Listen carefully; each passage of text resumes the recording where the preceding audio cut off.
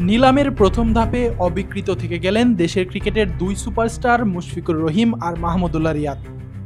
গত দুই বিপিএল এর চ্যাম্পিয়ন টিমের এই দুই সদস্যকে নিয়ে প্রথম ধাপের নিলামে আগ্রহ দেখায়নি কোনো দলই। নিলামে খেলোয়াড়দের ক্যাটাগরি করা নিয়ে আলোচনা সমালোচনা হচ্ছিল।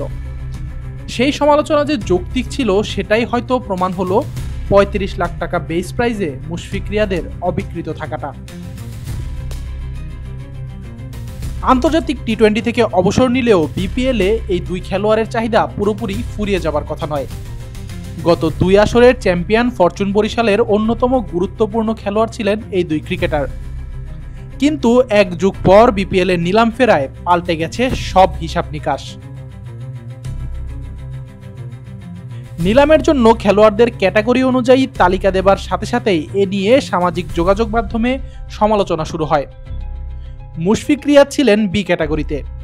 তখন থেকেই একটা সম্ভাবনা ছিল এত উচ্চ দরে এই দুই সিনিয়র ক্রিকেটারকে কিনবে কিনা কোনো দল, কারণ দলগুলোকে লোকাল খেলোয়াড় কেনার জন্য আবার 4,50,00,000 টাকার সীমা বেঁধে দিয়েছিল বিসিবি। তাই উপরের ক্যাটাগরির খেলোয়াড়দের কেনার আগে অনেক সমীকরণই মেলাতে হচ্ছিল ফ্র্যাঞ্চাইজিগুলোকে। যদিও কোনো দল নিলামের শেষেও লোকাল খেলোয়াড়দের কোটা পূরণ করতে না পারলে আবারও নিলামে ওঠানো হবে মুশফিক রিয়াদদের।